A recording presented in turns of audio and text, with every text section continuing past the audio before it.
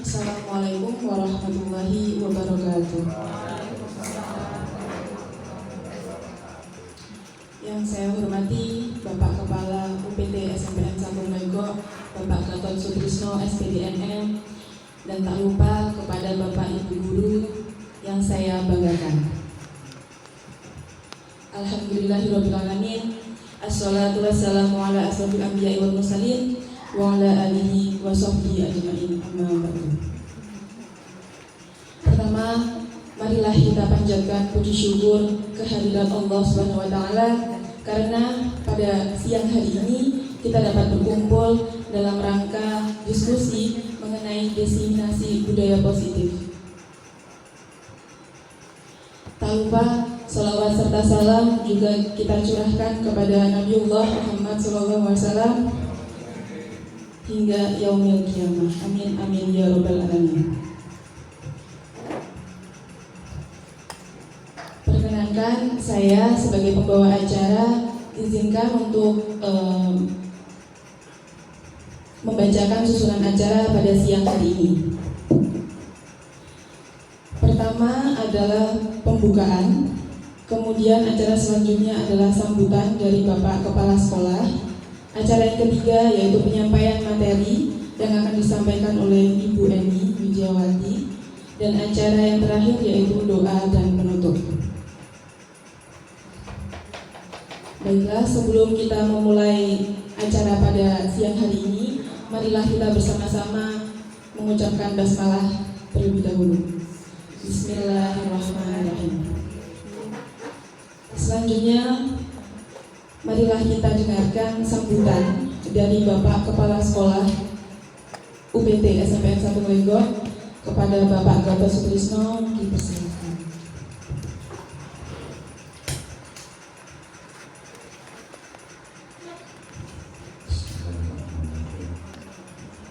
Assalamualaikum warahmatullahi wabarakatuh.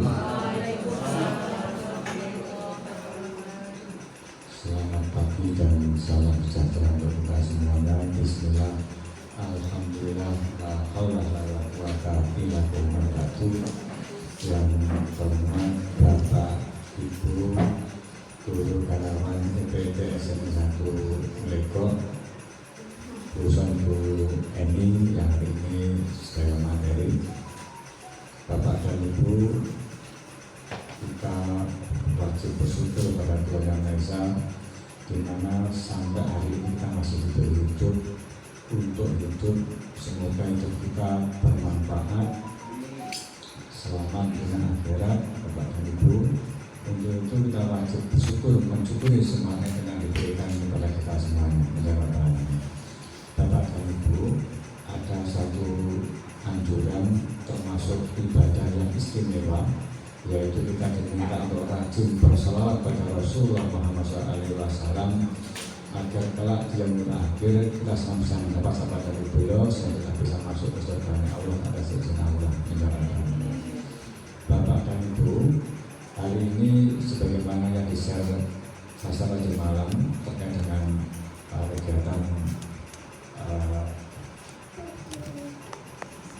tes budaya positif yang dilaksanakan Bu Eni sebagai guru penggerak sebagai kegiatan CIB. Bapak dan Ibu, ini harus kita lakukan dengan sebaik-baiknya dan harus kita optimalkan. Untuk itu Bapak dan Ibu, mohon nanti diikuti sampai selesai ya.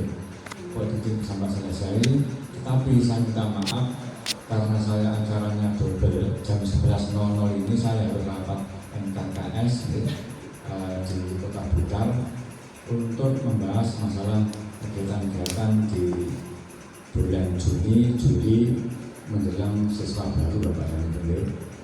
Untuk itu Bapak dan Ibu, dalam kesempatan ini izinkan saya untuk mengatur kepada panjenengan bahwa untuk secara rinci nanti Bu Eni akan menyampaikan, namun secara umum namanya budaya positif adalah merupakan nilai-nilai kebiasaan-kebiasaan, keyakinan-keyakinan yang dibuat oleh sekolah yang menguntungkan atau berpusat pada siswa. Jadi apa sih yang dilakukan terkait dengan tata nilai, keyakinan-keyakinan, pembelajaran-pembelajaran dari sekolah kalian adalah untuk memberikan kebaikan kepada siswa. Karena itu, karena nilainya baik, isinya itu baik, untuk itu Bapak dan Ibu mohon diberikan sebaik-baiknya sehingga nanti akan memiliki dampak, akan memiliki makna penting untuk program ini atau kegiatan ini di hari ini yang dibawakan oleh Bu Eni. Bapak dan Ibu, untuk kegiatan nanti Bu Eni ini diberikan sebaik-baiknya Pak Ibu, dan saya selanjutnya langsung meluncur ke teman-teman di Blitar karena ada kegiatan Kabupaten KKS yang akan diselenggarakan di SMP Negeri 1 Talun, Batok ini Saud Talun, Barmono, nenggone Pak Universitas lain untuk infrastrukturnya, senior-senior, golongannya sepuh-sepuh, Beri, Pak Eko dan sebagainya, saya dan sebagainya ini Pak Pur pun sebagai senior Pak Pur ini bulan. Senior ini mungkin karek mangai bagio mendukung belum, kan ya? Tapi Bapak dan Ibu, alhamdulillah guru-guru ini yang senior-senior kabeh bantu Pak Gaya sing ngentai gane juga. Api-api kompak di pun saya senang dengan demikian Bapak dan Ibu, guru SMP 1 mereka memang luar biasa dan sangat baik. Terima kasih. Ada beberapa terima maaf. Saya kira wassalamualaikum warahmatullahi wabarakatuh. Ini semuanya ada ini deh.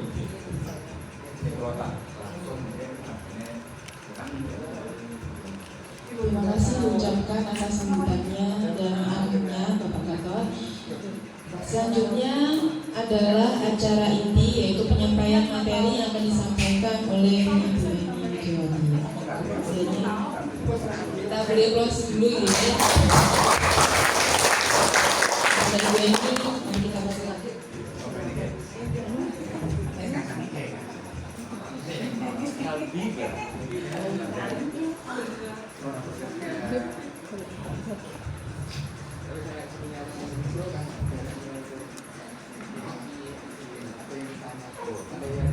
Assalamualaikum warahmatullahi wabarakatuh.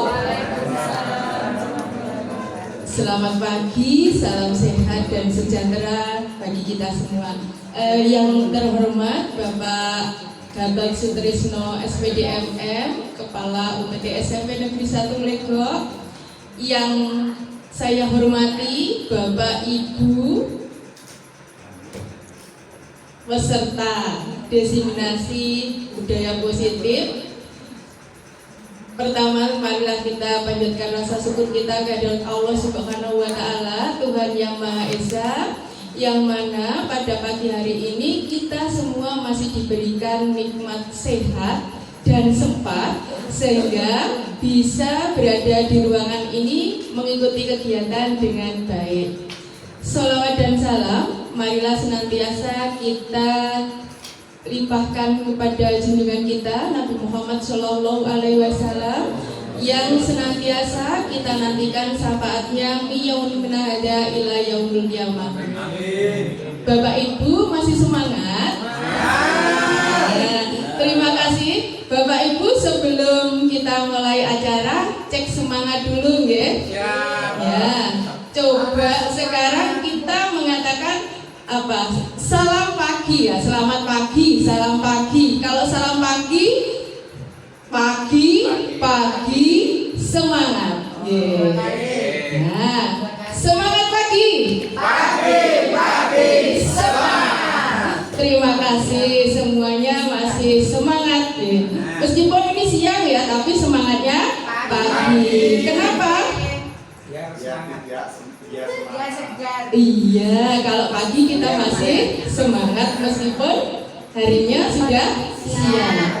Oke, baiklah Bapak Ibu, di sini saya diberi tugas dari pendidikan guru penggerak untuk mendesiminasikan apa yang sudah saya dapatkan dari pelatihan terkait dengan budaya positif.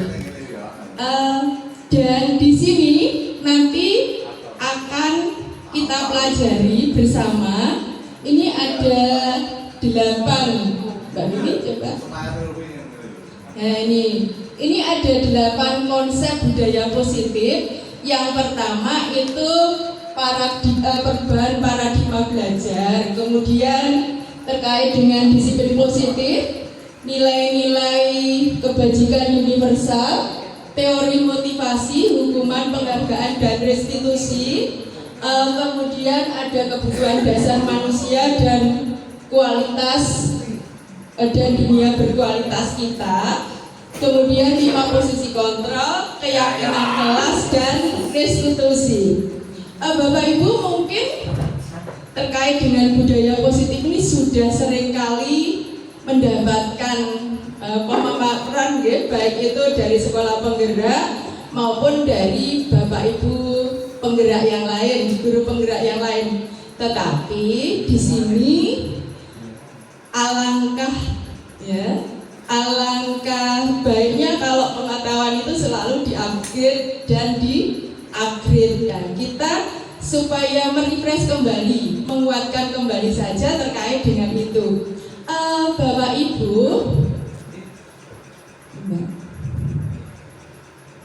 terkait dengan ini pembelajaran yang pertama tadi perubahan paradigma belajar, pembelajaran dengan paradigma baru. Bapak Ibu, tentang perubahan pembelajaran paradigma baru ini kita mengingat kembali pemikiran Ki Hajar Dewantara yang mana bahwa pembelajaran itu harus berpusat kepada peserta didik. Jadi tujuan pembelajaran adalah ini, tujuan pembelajaran menuntun segala kodrat yang ada pada diri anak untuk mencapai keselamatan dan kebahagiaan yang setinggi-tingginya, baik sebagai individu maupun sebagai anggota masyarakat. Dan di sini ini kita juga diingatkan kembali bahwa Ki Hajar Dewantara mengibaratkan kita itu juga sebagai seorang petani.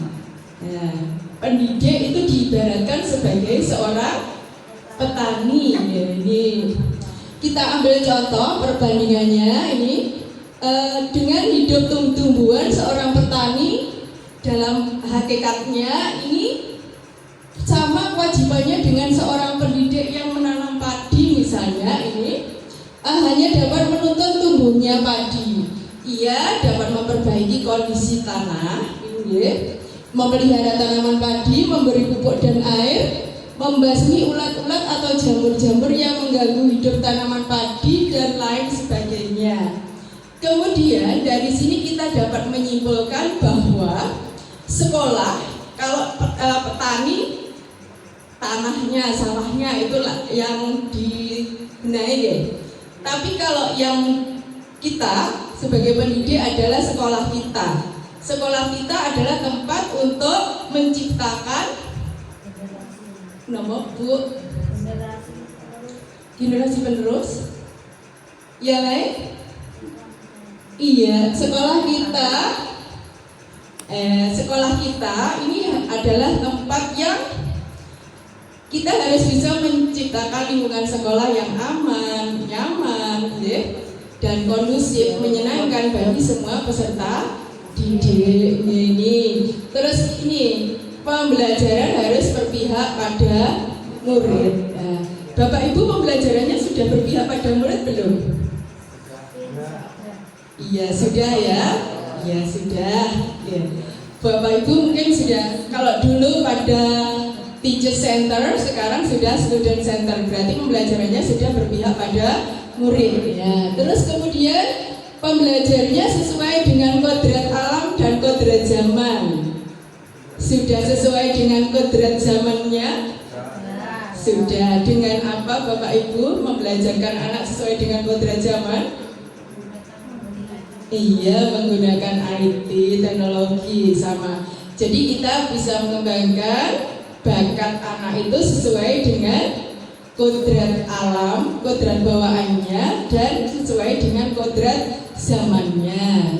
Terus pendidikan menuntut murid untuk mencapai kebahagiaan dan keselamatan yang setinggi-tingginya. Ini baik sebagai individu maupun sebagai anggota masyarakat. Terus ini pendidikan adalah memerdekakan murid urip. Dan tetap berpegang teguh pada nilai-nilai luhur ini. Sekarang di kurikulum Merdeka, nilai-nilai karakter itu juga sudah diinsupkan pada setiap pembelajaran yang disebut dengan Bapak Ibu, profil pelajar Pancasila. Nah ini Bapak Ibu masih ingat profil pelajar Pancasila dengan 6 dimensinya itu apa saja? Nyanyi Bu.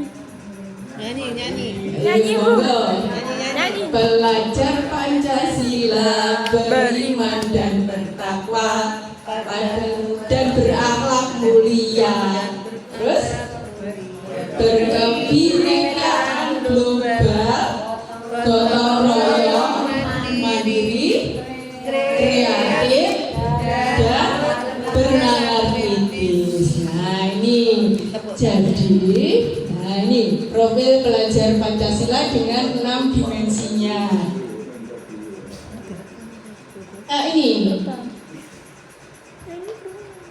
Jadi dari profil pelajar Pancasila tadi ya, kalau sudah tercipta semuanya, kita bisa di sana di dalam profil pelajar Pancasila ada nilai-nilai kebajikan nih, nilai kebajikan universal. Di sini kita akan membahas tentang disiplin positif dan nilai kebajikan universal. Bapak Ibu, saya minta Bapak Ibu berhadapan dengan dua temannya, berhadapan. Pokok cari pasangan udah, cari pasangan. Monggo. Hadap kiri, hadap kanan kita aja. Yuk, monggo.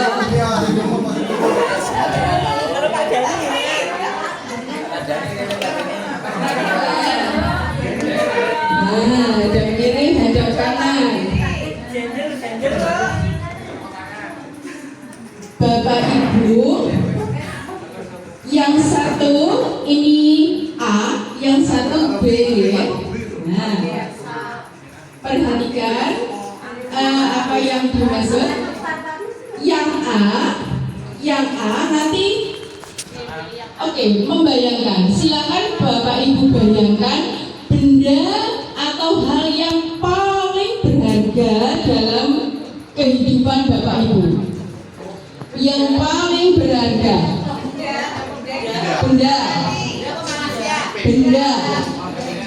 Benda terserah benda apa yang paling berharga bagi Bapak Ibu. Letakkan di genggaman tangan Bapak Ibu, digenggam erat-erat.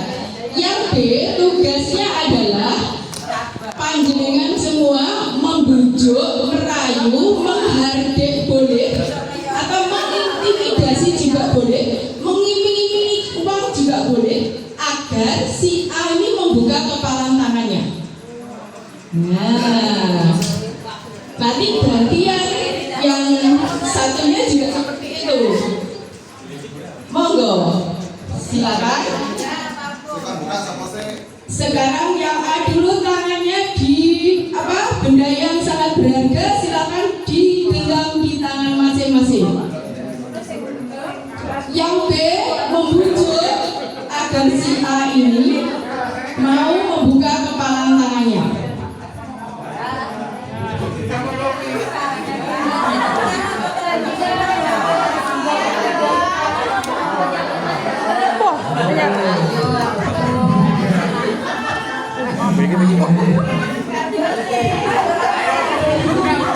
Ternyata aku balik.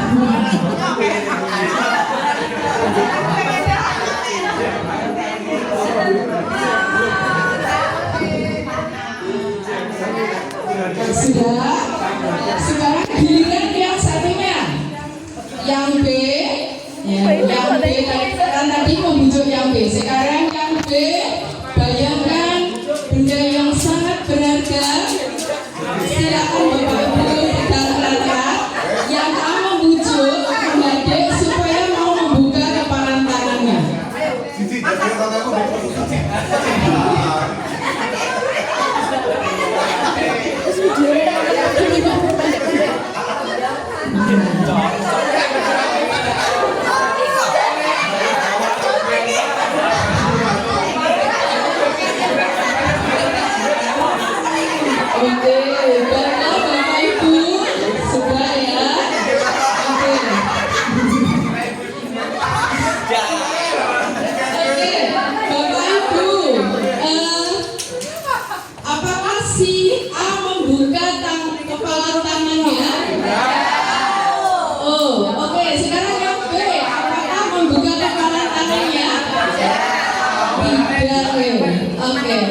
Sebetulnya Bapak Ibu, jawaban ini apakah yang tangannya digenggam itu atau ditutup itu bisa dibuka atau tidak, ya itu jawabannya bervariasi. Ada yang membuka, ada yang mempertahankan untuk menutup. Nah, kemudian di situ ada pertanyaan, dalam kegiatan ini sesungguhnya yang memegang kontrol itu siapa? Yang raya? Yang merayu? Iya, punya prinsip terus mempertahankan. Baik. Ya, ada lagi. Yang memegang kontrol sebetulnya siapa? Tadi Buddha kepalanya dibuka bisa enggak? Nggak bisa. Berarti? Oh, nggak bisa. Bu Budi bisa Pak? Bu Dewi bisa dibuka? Oh, ketika merayu. Oh, iya. Bisa dirayu? Oh, ketika merayu. Iya. Jadi Bapak Ibu sebenarnya yang memegang kontrol, ya, yang memegang kontrol adalah diri kita sendiri, ya, disesuaikan dengan kebutuhan dasar kita. Jadi pemegang kontrol yang paling utama adalah diri kita sendiri. Meskipun kita dibujuk, dirayu, dihardik, diiming-imingi uang, ya kalau kita sudah, punya prinsip, kemudian kita sudah, diri kita itu sudah istilahnya punya kontrol, kita tidak akan terayu atau terbujuk meskipun itu rayuannya rayuan maut.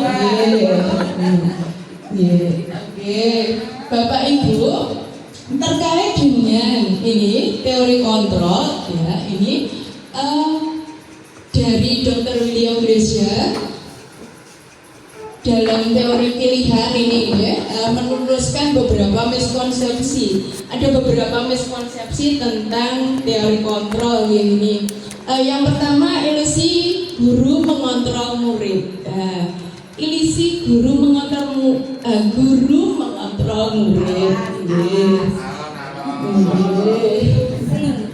Terus ilusi bahwa semua penguatan positif ini efektif dan bermanfaat. Kemudian di situ ada ilusi bahwa kritik dan membuat rasa bersalah mampu menguatkan karakter. Kemudian ada ilusi bahwa orang dewasa berhak memaksa. Bapak Ibu, terkait dengan ilusi guru mengontrol murid ini bagaimana maksudnya, ya? Guru itu biasanya guru mengontrol murid, ini miskonsepsi tentang, ada miskonsepsi tentang ini, ilusi guru mengontrol murid. Ya. Ini Bapak Ibu, guru mengontrol murid, pada dasarnya kita tidak dapat memaksakan murid untuk berbuat sesuatu jika mereka tidak suka. Jadi tidak melakukan kalau mereka tidak suka, kita tidak boleh memaksa. Kemudian di sini terkait dengan penguatan positif atau bujukan, ini adalah bentuk kontrol. Segala usaha untuk mempengaruhi murid, ya ini untuk melakukan perubahan tertentu. Tadi kalau panjenengan dibujuk, dirayu, ini bentuk kontrol juga. Kemudian ilusi bahwa konflik ini, ya, kritik saja. Ilusi bahwa kritik ini, ya, kritik dan membuat orang merasa bersalah dapat menguatkan karakter. Ini biasanya terjadi pada kita. Iya Pak, iya Pak Bu. Ini loh, kritik dan membuat orang merasa bersalah. Ini kita menggunakan kritik dan rasa bersalah untuk mengontrol murid menuju pada identitas gagal. Nah, ini Bapak Ibu BK mungkin paham betul ya. Tapi Bapak Ibu guru yang lain juga sama ya. Kemudian ilusi bahwa orang dewasa itu berhak memaksa. Nah, ini juga ada miskonsepsi ya. Banyak orang dewasa yang percaya bahwa memiliki tanggung jawab ya. Tanggung jawab untuk membuat murid berbuat hal tertentu ini. Jadi tanggung jawab ketika ini murid melakukan hal tertentu itu adalah tanggung jawab orang dewasa. Apapun yang dilakukan dapat diterima. Jadi apapun yang dilakukan oleh orang dewasa itu dapat diterima. Tapi sebetulnya kadang tidak ya. Ini mengubah paradigma stimulus respon ke teori pendekatan kontrol ya. Nah, kalau yang dulu stimulus respon itu realitas kebutuhan kita sama. Ya, kemudian teori kontrolnya realitas kebutuhan kita berbeda. Nah, kita secara real kebutuhan kita itu sama atau beda Bapak Ibu? Beda ya. Kalau stimulus respon kita beranggapan bahwa sama, kebutuhan kita itu sama, tapi teori kontrol tidak sama. Kemudian semua orang melihat hal yang sama. Nah, melihat hal yang sama apa tidak Bapak Ibu? Tidak kan? Nah, ini setiap orang memiliki gambaran yang berbeda. Misalnya saya melihat Pak Dandi ini seperti orangnya begini, misalnya langsing, tinggi, semampai. Lah mungkin yang lain Budar punya gambaran bahwa Pak Dandi ini orangnya iya, orangnya sedang saja, misalnya tidak terlalu ya gemuk mungkin seperti itu. Jadi gambarannya berbeda. Kemudian kita mencoba mengubah orang agar berpandangan sama dengan kita. Enggak ya? Oke, jadi kita berusaha memahami pandangan orang lain yang berbeda. Kita memahami pandangan orang lain itu berbeda. Kemudian perilaku buruk dilihat sebagai suatu kesalahan. Nah, perilaku buruk dilihat sebagai suatu kesalahan. Kemudian semua perilaku mempunyai tujuan. Ya, kita menganggapnya seperti itu. Kemudian orang lain bisa mengontrol saya. Nah, ini hanya Anda yang bisa mengontrol diri Anda. Jadi hanya kita yang bisa mengontrol diri kita. Saya bisa mengontrol orang lain. Anda tidak bisa mengontrol orang lain. Nah, ini terus pemaksaan ada pada saat bujukan gagal. Ya, pemaksaan ada pada bujukan yang gagal. Tadi panjenengan membujuk gagal apa berhasil tadi? Gagal ya. Nah, ini kolaborasi dan konsensus menciptakan pilihan-pilihan baru. Kemudian model berpikir menang atau kalah. Nah, ini model berpikir menang-menangan. Nah, ini sekarang kita lanjut ke disiplin positif. Bapak Ibu, disiplin positif itu apa? Bapak Ibu sering mendengar kata disiplin ya? Nah, apa Bapak Ibu? Disiplin positif? Monggo Budar, apa Budar?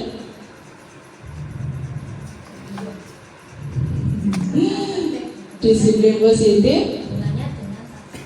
Enggak. Kalau kita mendengar kata disiplin itu biasanya sudah terbayang di benak kita apa? Aturan ya, peraturan, aturan, terus hukuman. Oh iya. Jadi mungkin Bapak Ibu ketika mendengar kata disiplin itu mesti hubungannya dengan peraturan atau aturan gitu. Tata tertib, patuh gitu.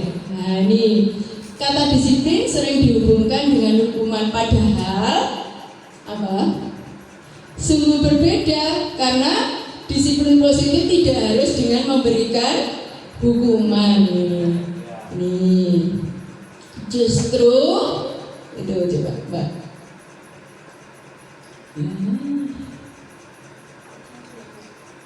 Ini masuk.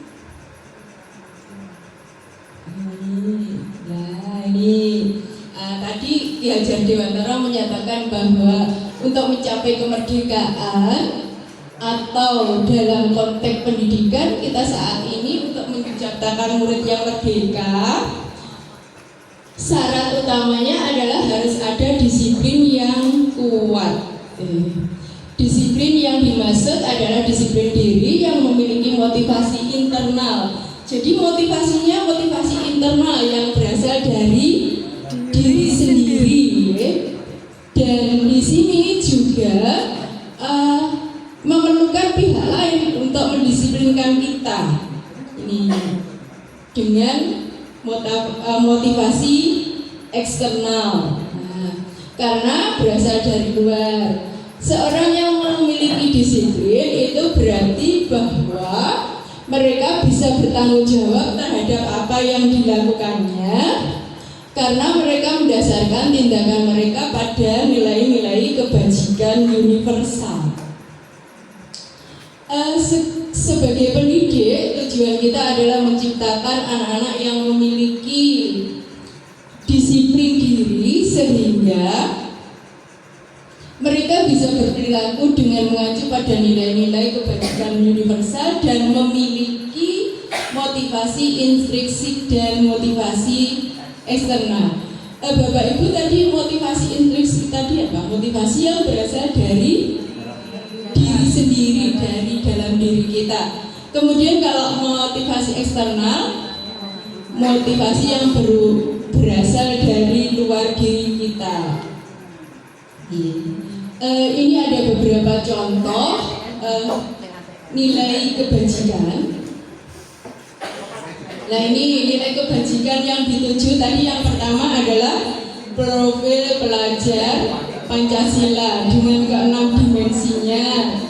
Itu ada beriman bertakwa kepada Tuhan Yang Maha Esa, berakhlak mulia, kemudian mandiri, bernalar kritis, berkebinekaan global, kemudian gotong royong dan kreatif. Kemudian ada juga nilai sikap murid. Ya, sikap murid itu banyak sekali. Apa Bapak Ibu diantaranya? Sikap murid. Nah, nilai-nilai kebajikan yang tercermin dari sikap murid mungkin ada rasa hormat, kemudian tepat waktu, ya, terus apalagi jujur, ya betul, jujur. Kemudian ada antusias, kemudian ada kerjasama, percaya diri, dan seterusnya banyak lagi.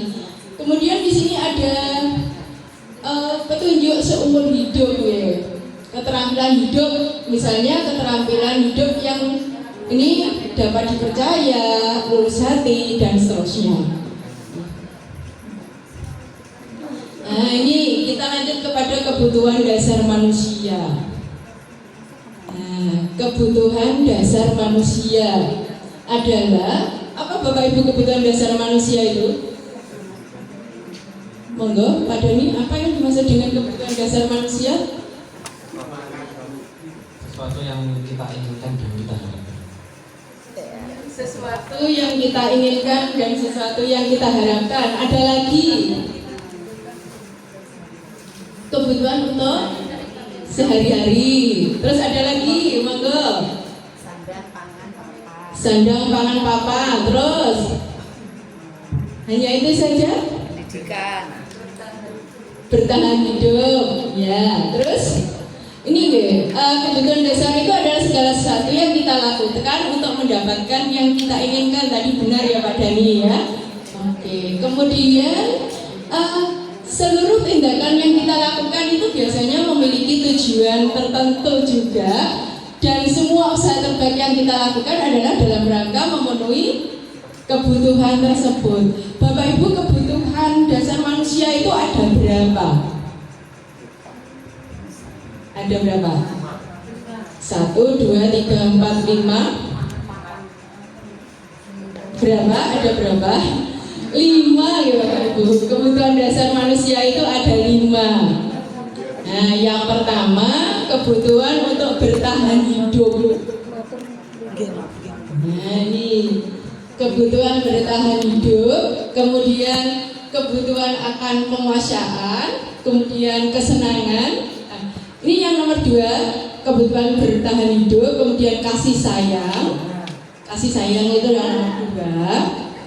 Kemudian penguasaan, kebebasan, dan kesenangan. Nah, Bapak Ibu, menurut panjenengan, kebutuhan bertahan hidup itu kebutuhan yang bagaimana? Makan, terus pakaian, tempat tinggal. Nah, ini sifatnya fisiologis ya, kalau yang bertahan hidup. Kemudian kalau yang ini, nah ini kebutuhan untuk bertahan hidup, contohnya itu tadi ya, sandang, pangan, papan itu nggih. Nah, kemudian yang kedua adalah kebutuhan kasih sayang. Kebutuhan kasih sayang itu kebutuhan yang bagaimana? Disayangi, nyaman, oke. Bahagia, mendapat perhatian, oke. Bisa diterima oleh orang lain, itu juga bentuk dari kasih sayang. Kemudian kalau yang ini pengakuan kemampuan, ya ini ya, pengakuan atas kemampuan dan diakui atau dihormati, ini disebut dengan penguasaan. Ya, misalnya nanti ada beberapa contoh ya. Kemudian ada kemandirian. Ini ada kebebasan. Kebebasan itu kita ingin mandiri, ya. Mandiri, kemudian bisa memiliki pilihan sendiri. Kalau yang kesenangan itu biasanya ada hubungannya dengan guyonan, lelucon, membuat lelucon, bahan ketawaan dan seterusnya. Jadi kalau dihubungkan dengan murid kita, Bapak Ibu mohon maaf, saya duduk dulu sebentar.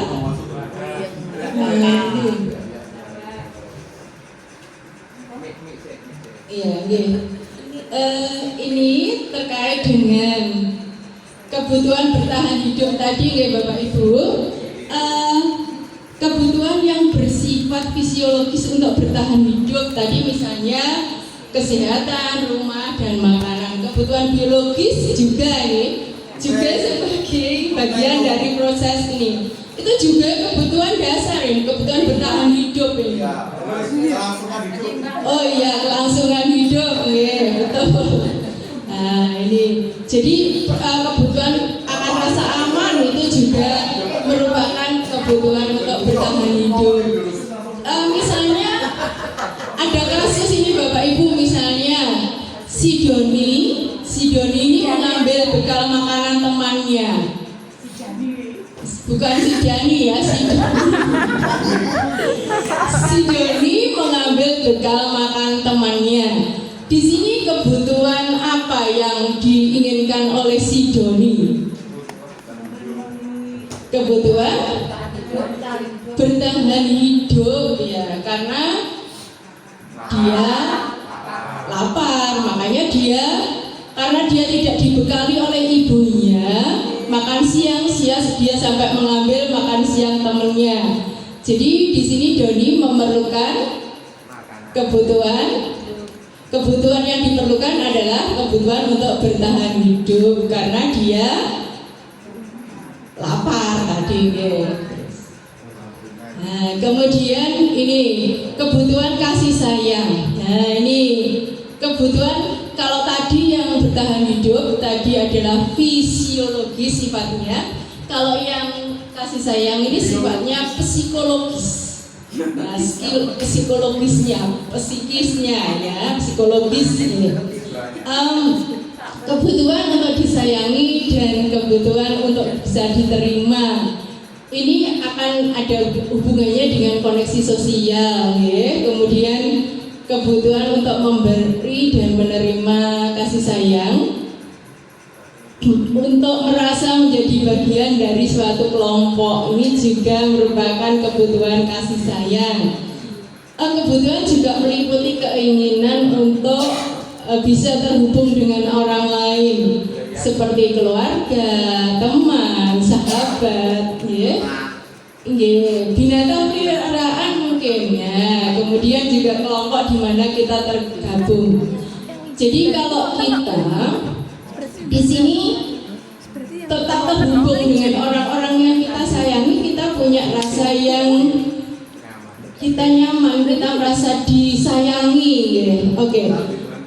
Kalau misalnya dari kasusnya tadi, dari kasus si Doni yang mengambil bekal makan temannya tadi, ya, jika alasannya karena dia merasa tenang, ini ya, senang temannya menjadi memperhatikan dia, nah, karena dia mencuri terus temannya dia mengambil, temannya merasa ya memperhatikan dia,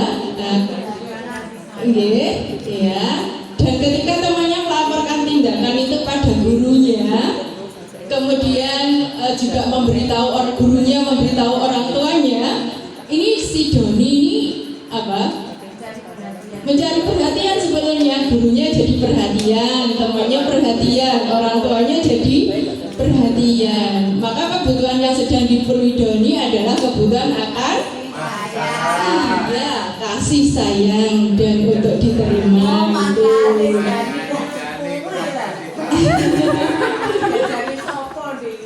Oke, terus yang ketiga ini kebutuhan akan penguasaan.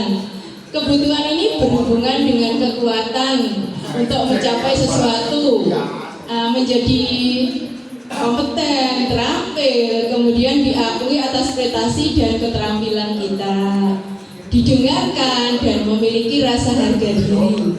Nah, kebutuhan ini meliputi keinginan untuk dianggap berharga, bisa membuat perbedaan, bisa membuat pencapaian, kompeten, diakui, dihormati, ini ya. Kemudian meliputi self-esteem dan keinginan untuk meninggalkan pengaruh. Anak-anak yang mempunyai kebutuhan dasar akan penguasaan yang tinggi biasanya selalu ingin menjadi pemimpin. Nah, mereka juga suka mengamati sebelum mencoba hal baru dan merasa kecewa bila melakukan kesalahan. Mereka juga biasanya rapi dan sistematik dan selalu ingin mencapai yang terbaik. Nah, ini kebutuhan akan penguasaan. Dari kasus tadi, ya, apabila jawaban Doni, dia merasa hebat karena temannya jadi takut dengan dia dan menuruti keinginannya, maka sebetulnya Doni sedang berusaha untuk memenuhi kebutuhan dasar akan kekuasaan. Ya, okay. Kemudian berikutnya tadi adalah kebutuhan akan kebebasan ini. Kebutuhan akan kebebasan ini tadi mandiri ya, pengen mandiri, kemudian punya otonomi, memiliki pilihan dan mampu mengendalikan arah hidup seseorang. Anak dengan kebutuhan kebebasan yang tinggi ini biasanya menginginkan pilihan. Mereka perlu banyak bergerak, suka mencoba, kemudian tidak terlalu terpengaruh orang lain dan senang mencoba hal baru dan menarik. Dari kasusnya Doni tadi, ini masih Doni ya.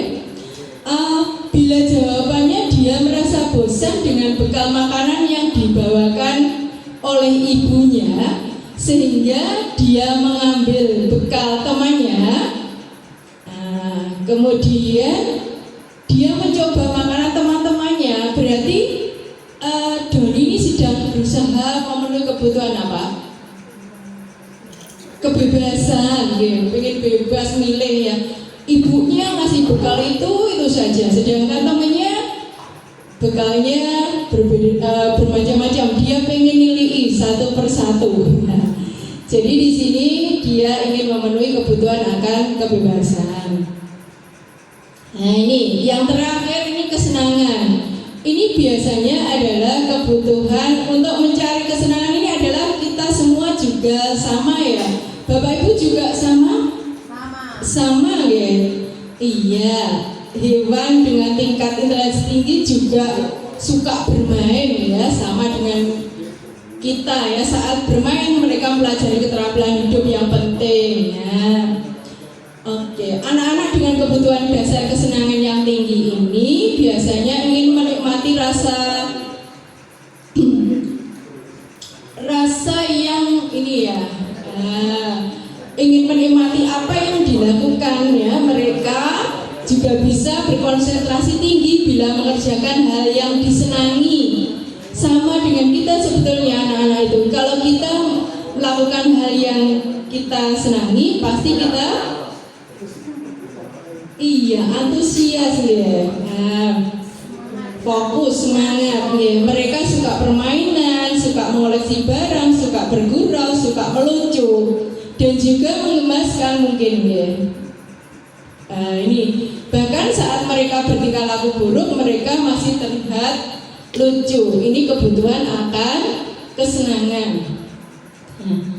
Bapak Ibu, dari kasus tadi ya, bila Doni ini menjawab ia melakukannya karena iseng saja, dan dia menikmati ekspresi wajah teman-temannya yang kesal karena diambil makanannya, dan menurut dia ekspresinya itu lucu, berarti si Doni ini sedang memenuhi kebutuhan kesenangannya gitu.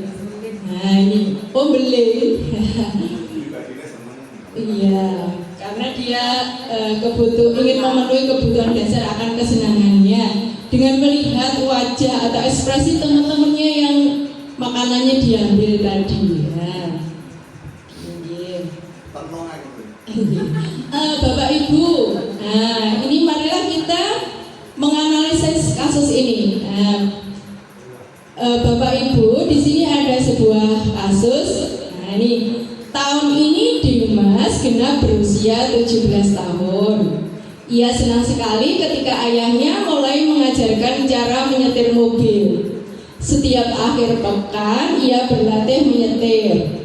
Ia terlihat senang sekali berlatih sampai akhirnya ia bisa menyetir mobil dengan baik dan lancar. Ketika ibunya bertanya pada Dimas, apa yang membuat dia ingin bisa menyetir mobil?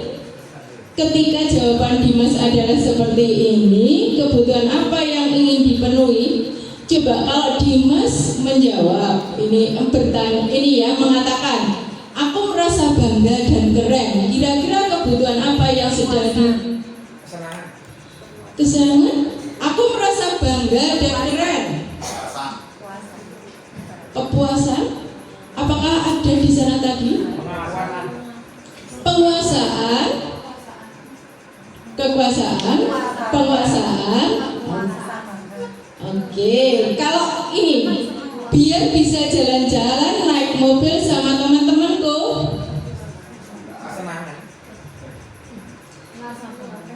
Biar bisa jalan-jalan naik mobil sama teman-temanku. Nah, apa Bapak Ibu? Yang mana? Penguasaan, kebebasan, kesenangan, kebebasan, kasih sayang,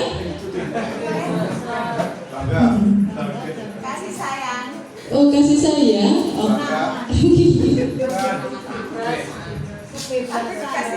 kebebasan. Oke, nanti kita cek jawabannya ya. Oke, yang ketiga, aku senang bisa pergi ke tempat-tempat yang aku suka. Kesenangan. Oke. Kalau yang pertama tadi, aku merasa bangga dan keren. aku merasa senang, bangga dan keren. Iya, itu masuk kebutuhan apa? Kepuasan. Nah ini penguasaan. Nah ini kalau biar bisa jalan-jalan naik mobil sama teman tadi kasih sayang dan rasa apa diterima, biar bisa diterima oleh teman-temannya, maka dia ini ngajak temannya jalan-jalan pakai mobil barunya tadi, karena dia barusan bisa nyetir mobil gitu ya. Kemudian aku senang bisa pergi ke tempat-tempat yang aku suka. Nah, ini adalah kebebasan. Nah ini jadi apabila kebutuhan tadi, 5 dasar kebutuhan dasar manusia tadi kalau tidak terpenuhi akan menyebabkan hal-hal yang apa Bapak Ibu? Iya, jadi kalau tidak terpenuhi menyebabkan perilaku yang negatif ya. Nah, jadi 5 kebutuhan dasar itu menyebabkan kita untuk berusaha untuk memenuhinya dengan melakukan beberapa hal-hal yang positif. Motivasi perilaku manusia ini ada 3 Bapak Ibu. Untuk menghindari ketidaknyamanan atau hukuman. Kemudian Bapak Ibu untuk menghindari ketidaknyamanan atau hukuman ini termasuk motivasi yang mana? Intrinsik atau eksternal? Untuk menghindari ketidaknyamanan. Internal apa eksternal? Internal. Eksternal, ya, oke. Kemudian untuk mendapatkan imbalan atau penghargaan dari orang lain, eksternal juga. Kemudian untuk menjadi orang yang mereka inginkan dan menghargai diri sendiri dengan nilai-nilai yang mereka percaya, internal. Dan tujuan dari disiplin positif ini. Jadi motivasi perilaku manusia itu ada apa tadi? Intrinsik, eksternal, ya. Kemudian ada 2 itu ya. Nah ini sekarang kita kalau ada perilaku yang menyimpang, ya, Bapak Ibu ada beberapa perilaku yang menyimpang. Kalau dulu kalau anak didik kita melakukan penyimpangan, biasanya kita memberikan hukuman ya. Hukuman ya Bapak Ibu. Yang biasa panjenengan lakukan memberikan apa? Hukuman ya. Kita sekarang akan belajar ini tentang hukuman atau penghargaan, kemudian konsekuensi dan restitusi. Kalau hukuman itu sifatnya tidak terencana, kemudian tiba-tiba saja, bisa fisik atau bisa psikis. Ini anak tidak tahu apa yang akan terjadi dan tidak dilibatkan. Ini sifatnya satu arah. Ini biasanya yang kita lakukan sebelum mengenal budaya positif. Kemudian kalau konsekuensi ini sudah terencana, sudah disepakati, sudah dibahas dan disetujui oleh murid dan guru. Konsekuensi akan diterima apabila ada pelanggaran ini. Kemudian yang terakhir ini adalah restitusi. Ini proses untuk menciptakan kondisi bagi murid untuk memperbaiki kesalahan mereka sehingga mereka kembali ke kelompok mereka dengan karakter yang lebih kuat. Ini kemudian restitusi ini merupakan proses kolaborasi yang mengajarkan murid untuk mencari solusi untuk masalah dan membantu murid untuk berpikir tentang orang seperti apa yang mereka inginkan dan bagaimana mereka harus memperlakukan orang lain. Nah ini Bapak Ibu, hukuman atau penghargaan ini merupakan identitas yang gagal. Nah, kemudian kalau yang konsekuensi dan restitusi ini merupakan identitas yang sukses. Nah ini Bapak Ibu, ini ada beberapa pernyataan, silakan Bapak Ibu cermati, kemudian nanti panjenengan pilih itu masuk hukuman atau konsekuensi. Nah, monggo dicermati dulu. Enggak jelas tuh.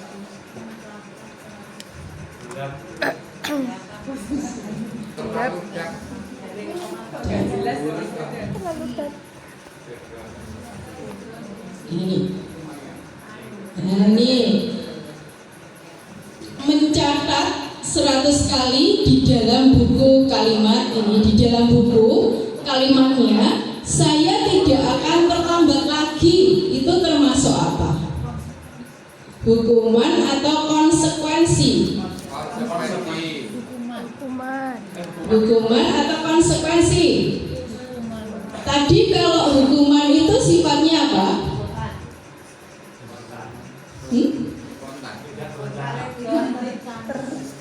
Iya, tidak terencana, tiba-tiba. Ini mencatat 100 kali di dalam buku. Saya tidak akan terlambat lagi. Ini adalah hukuman. Ya, nanti kita cek lagi ya. Oke. Terus yang ini, lari mengelilingi lapangan basket 2 kali karena terlambat hadir di sekolah. Ada hukuman, ada konsekuensi. Oke, kita cek nanti ya, sebentar. Kemudian membersihkan coretan yang dibuatnya di meja tulis. Oke, konsekuensi. Nah, terus murid diminta untuk push up 15 kali karena tidak menggunakan masker. Hukuman atau konsekuensi? Oke, kemudian menggantikan kertas tugas teman yang telah dicoret-coret. Oke, kemudian berjemur di lapangan basket pukul 12 siang karena mengobrol dengan teman. Hukuman atau konsekuensi? Oke, mari kita cek jawabannya Bapak Ibu. Ini, mencatat 100 kali dalam buku kalimatnya saya tidak akan terlambat lagi adalah hukuman. Benar sekali jawaban Bapak Ibu. Kemudian lari mengelilingi lapangan basket 2 kali karena terlambat hadir di sekolah juga hukuman. Benar sekali. Kemudian membersihkan coretan yang dibuat di meja tulis tadi konsekuensi. Tepuk tangan untuk Bapak Ibu ya. Tadi sudah 3 pertanyaan betul ya. Sekarang yang berikutnya, murid diminta untuk push up 15 kali karena tidak menggunakan masker. Hukuman. Ini Pak Pur ini biasanya yang melakukan. Kemudian menggantikan kertas tugas teman yang telah dicoret-coret. Konsekuensi. Kemudian berjemur di lapangan basket karena mengobrol juga hukuman. Nah, ini perbedaan hukuman dan konsekuensi. Masih ada lanjutannya soal tadi. Coba Bapak Ibu ini, murid diminta bertelanjang kaki sepanjang hari karena tidak menggunakan sepatu warna hitam sesuai peraturan sekolah. Hukuman atau konsekuensi? Murid diminta bertelanjang kaki sepanjang hari karena tidak menggunakan sepatu warna hitam sesuai peraturan sekolah. Hukuman, konsekuensi? Konsekuensi, hukuman? Kita pikirkan dulu, yuk kita cek. Bapak Ibu? Oh, ada yang konsekuensi, ada yang hukuman. Nanti kita cek bersama jawabannya. Kemudian di sini berdiri di depan kelas sambil mengangkat kaki 1 karena tidak bisa menjawab pertanyaan. Hukuman. Tidak ada yang konsekuensi. Oh, semuanya hukuman. Kemudian membersihkan tumpahan air di meja tulis karena tersenggol pada saat belajar. Tidak ada yang hukuman. konsekuensi. Kemudian kehilangan 10 menit jam istirahat untuk mengerjakan tugas karena terlambat datang dan tertinggal pelajaran selama 10 menit. Konsekuensi aturan. Konsekuensi? Ya.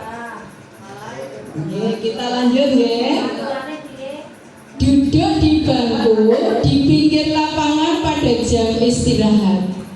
Tidak diizinkan bermain oleh guru piket karena ini mencerdai teman saat bermain di lapangan.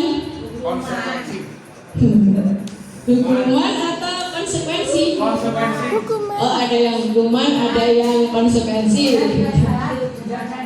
Oke. Kemudian terlambat hadir di pembelajaran daring 15 menit dan diminta untuk tinggal 15 menit sesudah kelas usai untuk membahas ketinggalan pelajaran. Konsekuensi. Oke. Konsekuensi. Kemudian yang terakhir ini ada 2 lagi. Lari mengelilingi lapangan basket 2 kali karena terlambat 10 menit untuk pelajaran PJOK. Nah, kemudian membersihkan WC sekolah karena mematahkan pensil kawan. Konsekuensi. Membersihkan WC sekolah karena mematahkan pensil kawannya. Hukuman. Bapak Ibu, marilah kita cek nih, kita cek jawabannya. Nah, ini murid diminta telanjang kaki sepanjang hari karena tidak menggunakan sepatu warna hitam. Ini adalah hukuman. Jadi tadi ada yang menjawab konsekuensi, ada yang menjawab hukuman. Di sini adalah hukuman. Kemudian berdiri di depan kelas sambil mengangkat 1 kaki, tadi juga hukuman. Pinter semua, hebat Bapak Ibu, tadi betul semua. Ya, tepuk tangan. Nah, kemudian membersihkan tumpahan air. Konsekuensi, betul semua tadi. Kemudian kehilangan 10 menit jam istirahat untuk mengerjakan tugas terlambat datang dan tertinggal adalah konsekuensi. Pinter semua Bapak Ibu, semuanya hebat ya. Yes. Kemudian duduk di bangku di pinggir lapangan pada jam istirahat. Tadi adalah juga tidak diizinkan bermain oleh guru tadi karena mencerdai teman saat bermain di lapangan. Itu konsekuensi juga. Pinter semua, hebat. Tepuk tangan Bapak Ibu ya. Sudah bisa membedakan antara hukuman dan konsekuensi dengan baik. Nah, ini Bapak Ibu, Bapak Ibu sudah bisa membedakan antara hukuman dan tadi konsekuensi ya. Kita sekarang belajar 5 posisi kontrol ya. 5 posisi kontrol. Yang pertama ini adalah penghukum, yang kedua pembuat rasa bersalah, kemudian teman, kemudian pemantau, dan yang terakhir adalah manajer. Bapak Ibu yang biasa panjenengan lakukan di posisi yang keberapa? Pemantau, manajer, semuanya yang biasa panjenengan lakukan di kelas. Oh, penghukum, ya. Budar masih di posisi penghukum. Oke, pada nih? Oh, pemantau. Ada yang manajer. Manajer. Sudah ada tahap manajer. Bagus itu. Ini yang pembuat rasa bersalah ada berapa yang berada di posisi penghukum dan pembuat rasa bersalah itu siapa coba, Bapak Ibu? Angkat tangan dulu yang biasa melakukan itu. Itu termasuk saya. Saya juga ini melakukan ini posisi kontrol saya yang biasanya itu penghukum, pembuat rasa bersalah sebelum saya mengikuti PGP ini. Tapi setelah mengikuti ini saya sudah berusaha untuk tidak lagi menjadi penghukum, kemudian pembuat rasa bersalah, kemudian tapi yang saya lakukan adalah untuk berusaha menjadi pemantau dan manajer. Ini Bapak Ibu ini ya, penghukum. Posisi penghukum ini bisa bukan hukuman itu bisa fisik atau verbal ya.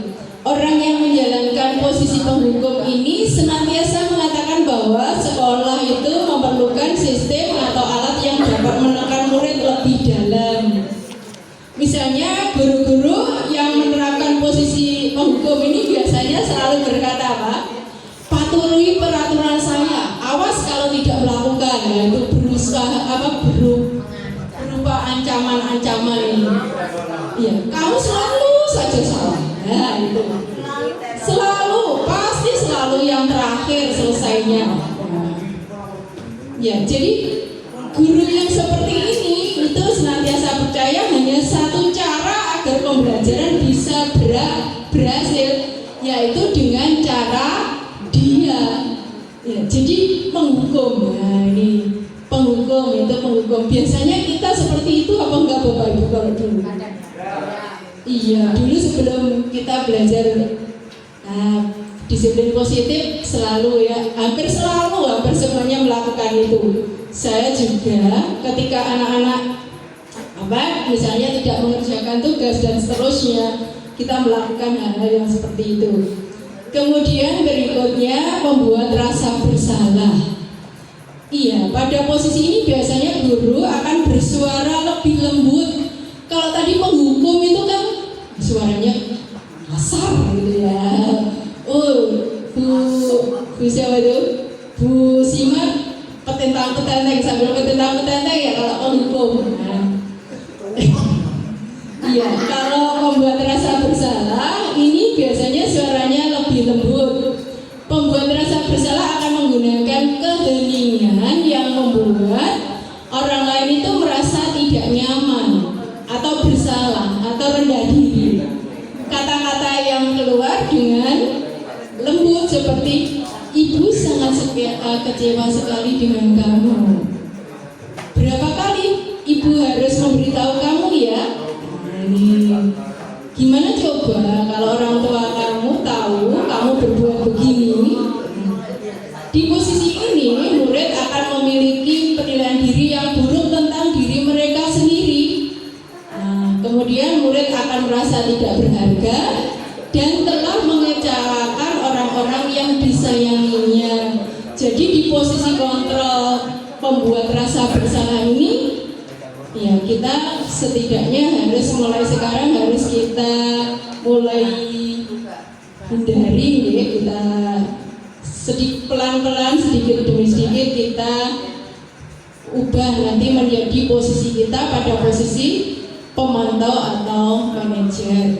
Kemudian Bapak Ibu posisi kontrol teman. Bapak Ibu posisi kontrol teman itu biasanya kalau anak-anak kita berada di posisi teman itu biasanya gimana anak? Lama ya?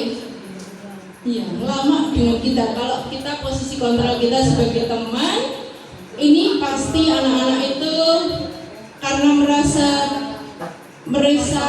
ya teman ya, akrab ya. Jadi sepertinya murid itu tidak menghargai gurunya. Nah, ini posisi teman ini guru pada posisi ini tidak akan menyakiti murid, namun akan tetap berusaha mengontrol murid melalui persuasi. Melalui persuasi itu apa? Bujukan, ya. Posisi teman pada guru ini bisa negatif ataupun positif. Ya, positif di sini berupa hubungan baik yang terjalin antara guru dan siswa. Kemudian di posisi teman menggunakan hubungan baik atau umur juga mempengaruhi seseorang. Mereka mungkin akan berkata begini, ayo bantulah demi ibu ya, demi bapak ya. Nah, ini, ayo ingat. Nah, ini, ayo ingat tidak bantuan bapak selama ini. Ayo ingat tidak bantuan bapak selama ini, bantuan ibu selama ini. Nah, ini seperti itu. Ya sudah, kali ini tidak apa-apa. Nanti ibu bantu bereskan ya. Ini adalah salah satu posisi dari teman apabila kita memposisikan diri sebagai teman. Kemudian Hal negatif dari posisi teman ini adalah bila suatu saat guru tersebut tidak membantu, maka murid akan kecewa dan berkata, saya pikir bapak atau ibu teman saya. Nah, ini murid merasa kecewa dan tidak mau lagi berusaha. Kemudian hal lain yang mungkin timbul adalah murid hanya akan bertindak untuk guru tertentu dan tidak untuk guru lainnya ini. Murid akan bergantung pada guru tersebut saja. Ini posisi teman. Kemudian posisi pemantau ini Bapak Ibu. Nah, kalau tadi Bapak Ibu sudah sedang berada di posisi penghukum, kemudian posisi merasa bersalah, kemudian pada posisi yang ketiga tadi posisi apa Bapak Ibu? Teman ya. Marilah sekarang kita mulai bergeser pada posisi pemantau. Di sini memantau itu kan berarti mengawasi Bapak Ibu. Pada saat kita mengawasi, kita bertanggung jawab atas perilaku orang-orang yang kita awasi. Nah, posisi pemantau berdasarkan pada peraturan dan konsekuensi. Dengan menggunakan saksi atau konsekuensi, kita dapat memisahkan hubungan pribadi kita dengan murid sebagai seseorang yang menjalankan posisi pemantau. Ya, pertanyaan yang biasa diajukan oleh seorang pemantau itu biasanya peraturannya apa? Apa yang telah kamu lakukan? Sanksi atau konsekuensinya apa? Ya. Jadi seorang pemantau itu sangat mengandalkan perhitungan, kemudian catatan, data yang dapat digunakan sebagai bukti atas perilaku seseorang. Posisi ini akan bisa menggunakan stiker, kemudian bisa catatan, daftar cek. Dan posisi pemantau sendiri ini berawal dari teori stimulus respon tadi yang menunjukkan tanggung jawab guru dalam mengontrol murid. Dan yang terakhir ini adalah posisi manajer. Nah, ini Bapak Ibu yang diharapkan dari kita berada di posisi manajer ini. Posisi di mana guru berbuat sesuatu bersama dengan murid.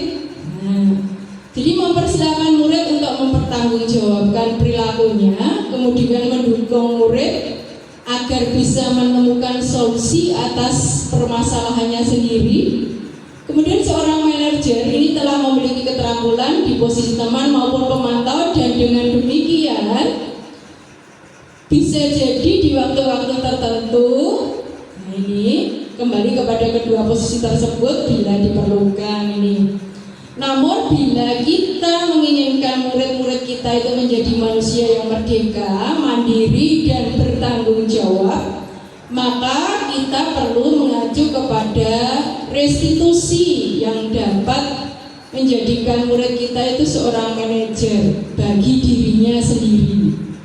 Nah, ini di posisi manajer, murid diajak untuk menganalisis kebutuhannya sendiri maupun kebutuhan orang lain. Di sini penekanan bukan pada kemampuan membuat konsekuensi, namun dapat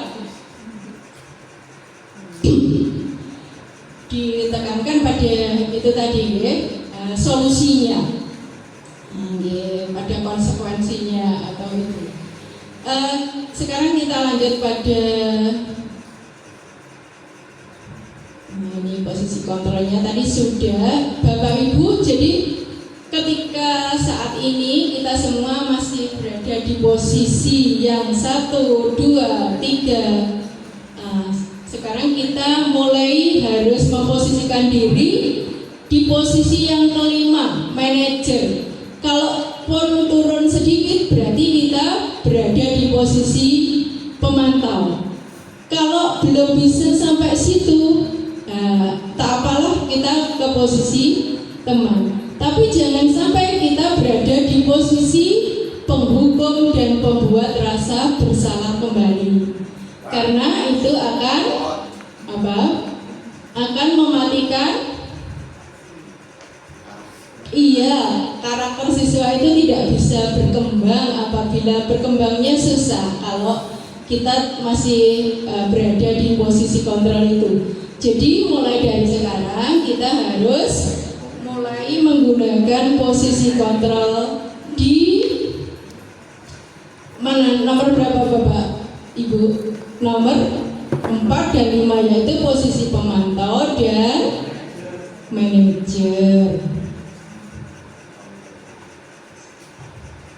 Nah ini Bapak Ibu, ketika kita sudah melakukan tadi, ada misalnya kita mempelajari tentang posisi kontrol kita tadi ya, ada 5 posisi kontrol. Kemudian sekarang kita akan belajar tentang mengapa keyakinan kelas bukan peraturan kelas. Tadi kita sudah belajar tentang peraturan ya, hukuman itu tadi ada hubungannya dengan biasanya dengan aturan. Nah sekarang kita akan belajar mengapa keyakinan kelas kok bukan peraturan kelas. Kenapa Bapak Ibu? Ya.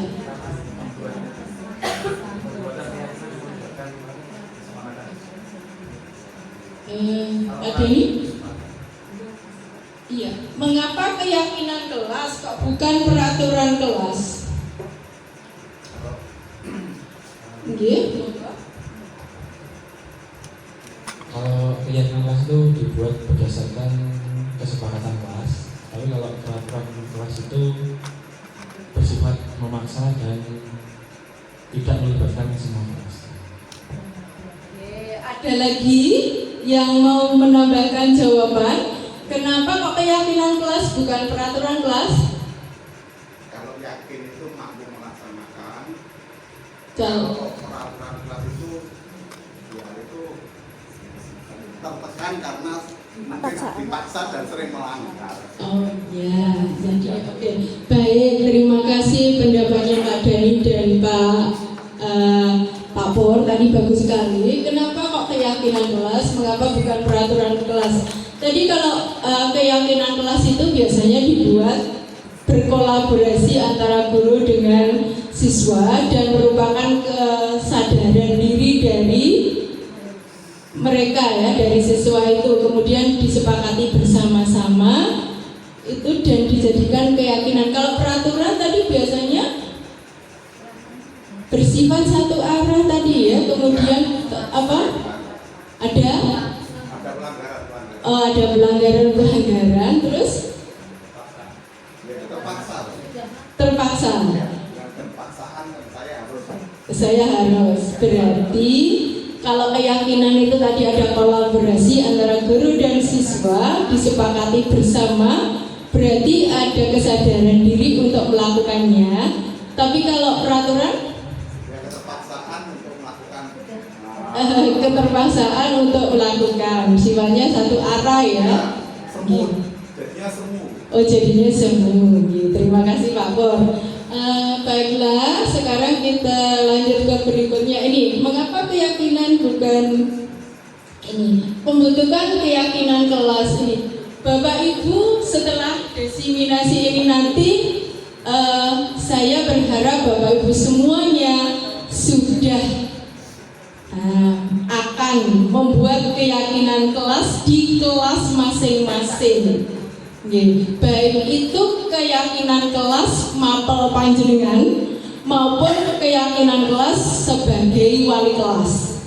Jadi ketika panjenengan mengajar misalnya bahasa Inggris, pelajaran saya bahasa Inggris, berarti saya membuat keyakinan kelas terkait pembelajaran bahasa Inggris. Kemudian ketika panjenengan sebagai wali kelas, berarti panjenengan membuat keyakinan sebagai keyakinan di kelas panjenengan. Nah, ini untuk semua anggota kelas masing-masing ya, di kelas masing-masing membuat keyakinan kelas.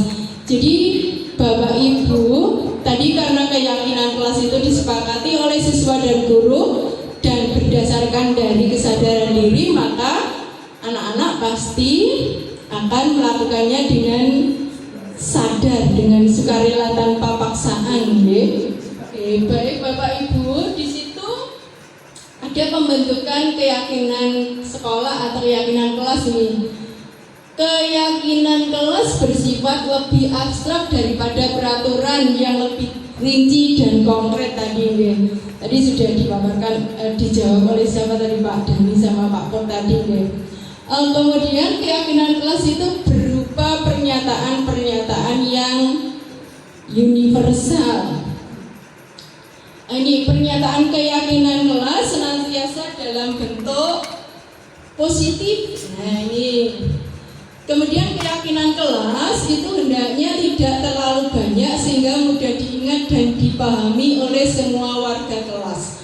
Jadi kalimatnya tidak usah muluk-muluk, ya. Nah, kemudian keyakinan kelas sebaiknya sesuatu yang dapat diterapkan di lingkungan tersebut. Kemudian semua warga sekolah atau warga kelas, karena keyakinan kelas berarti kelas. Kalau keyakinan sekolah berarti semua warga sekolah. Semua warga kelas hendaknya ikut berkontribusi dalam pembuatan keyakinan lewat kegiatan curah pendapat.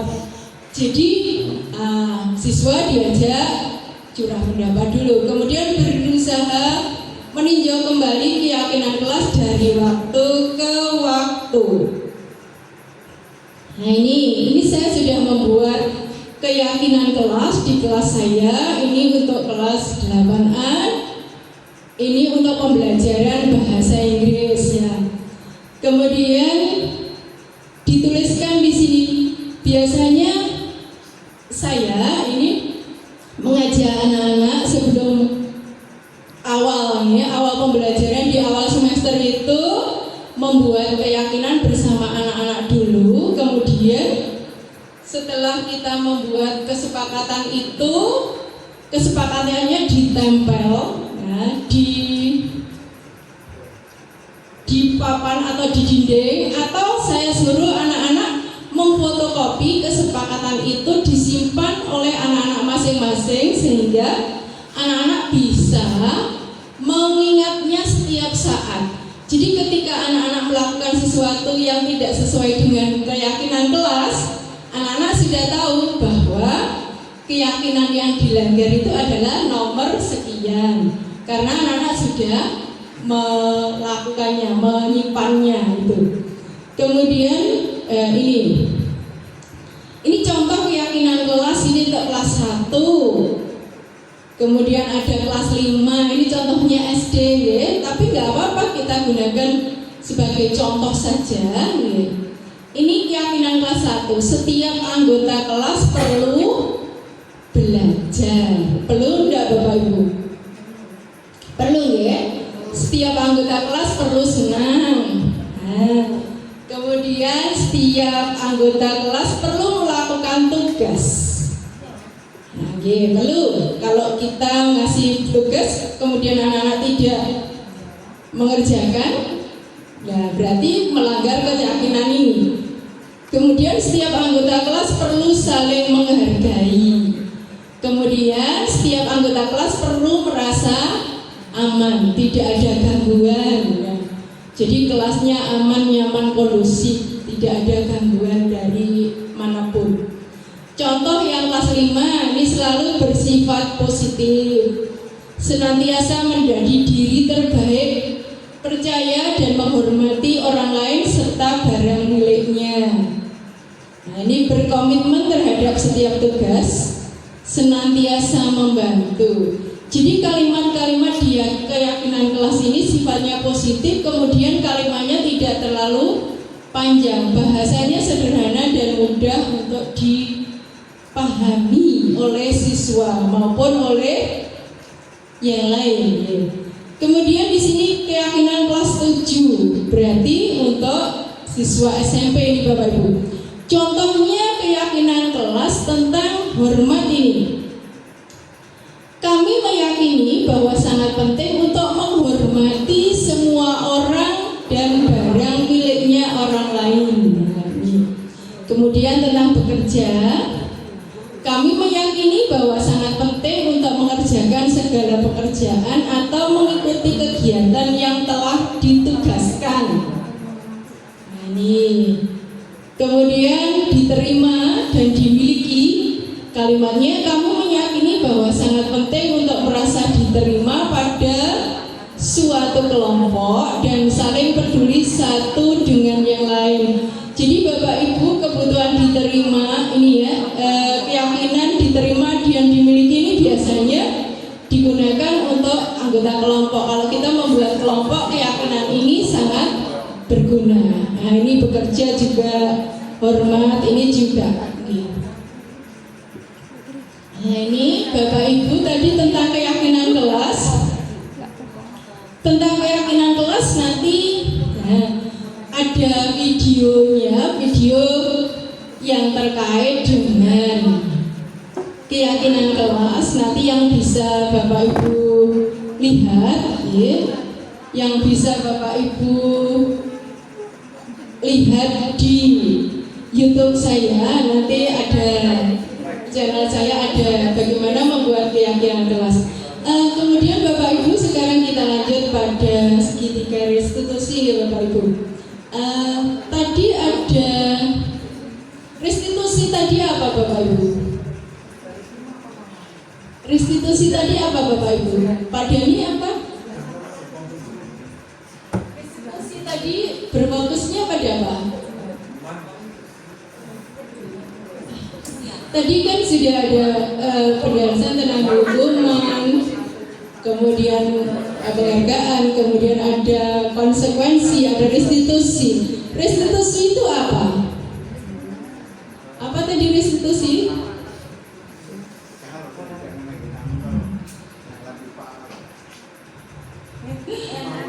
Restitusi itu proses untuk apa?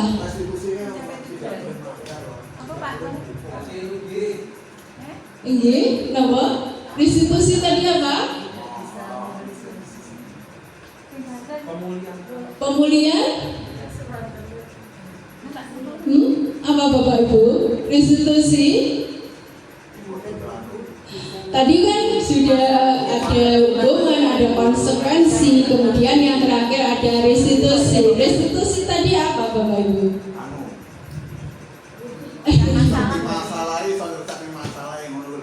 Oh, bisa menyelesaikan masalah? Apa?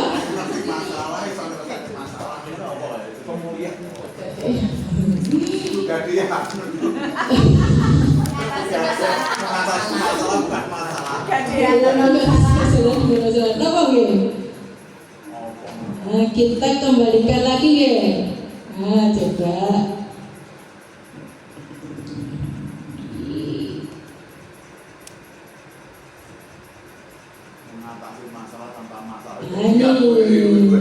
Ini restitusi ini adalah sebuah proses untuk menciptakan kondisi bagi murid untuk memperbaiki kesalahan mereka sehingga mereka kembali ke kelompok mereka dengan karakter yang lebih kuat.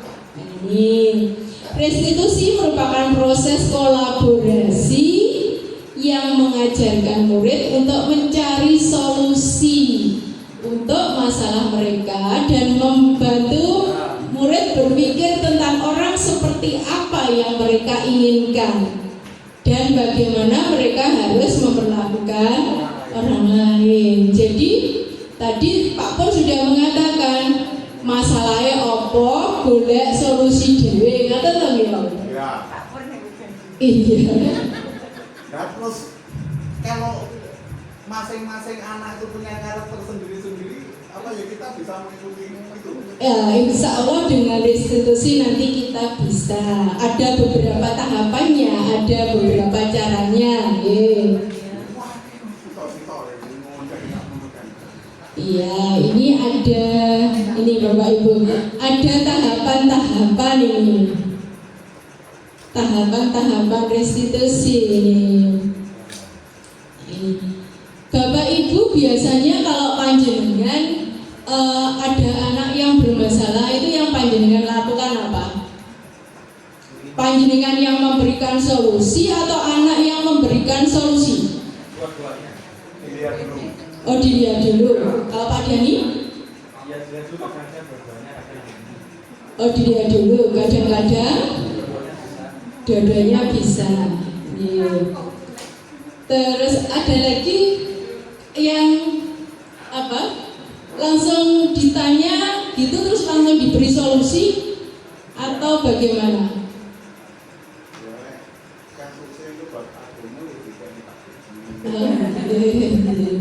Oke, Bapak Ibu, ini sebetulnya ada proses 3 tahapan didasarkan pada prinsip utama teori kontrol. Itu ada langkah nih. Langkah-langkah restitusi itu yang pertama menstabilkan identitas.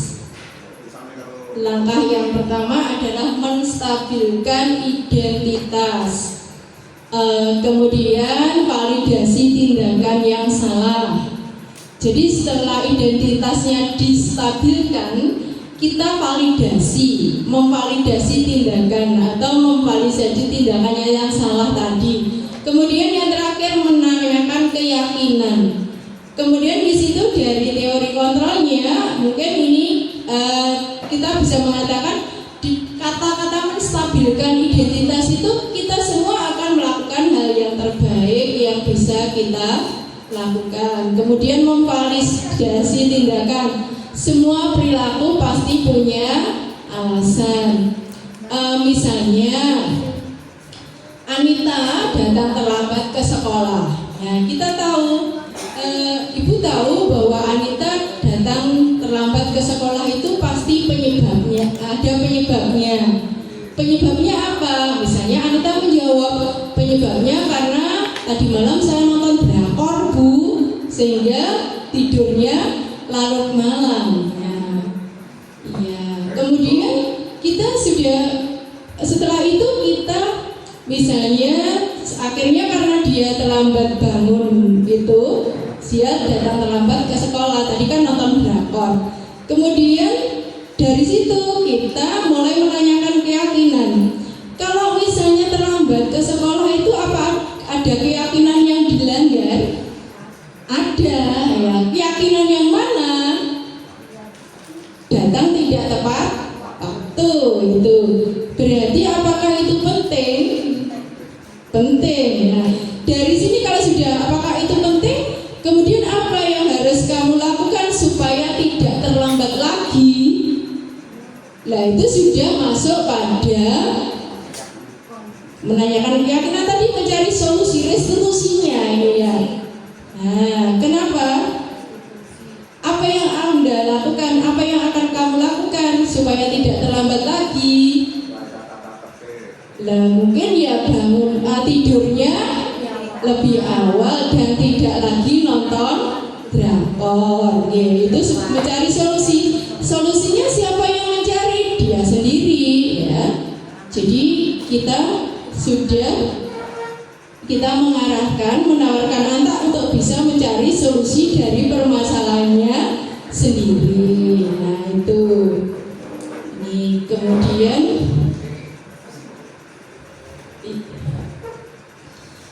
jadi tahapannya itu ada 3 tahap Bapak Ibu. Itu tadi ya. Kita sekarang nanti akan belajar praktek segitiga restitusi. Nanti setelah diseminasi ini melakukan praktek restitusi dengan anak-anak. Nah ini Bapak Ibu, segitiga restitusi tadi tahapannya ada 3. Yang pertama kita menstabilkan identitas, kemudian memvalidasi tindakan, kemudian menanyakan keyakinan. Nah ini ketika kita menstabilkan identitas itu kita bisa menggunakan kata ini. Setiap orang pasti pernah melakukan kesalahan.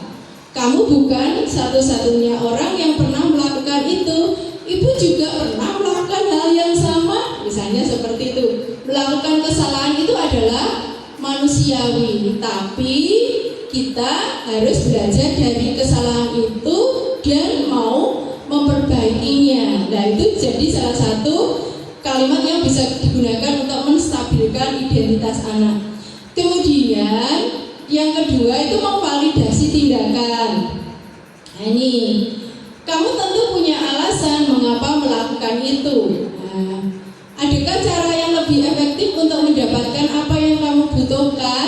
Nah itu juga validasi tindakan. Kemudian Yang terakhir menanyakan keyakinan kelas. Kamu yang terakhir ini keyakinan kelas apa yang telah kita sepakati? Tadi keyakinan kelas apa yang sudah dilanggar?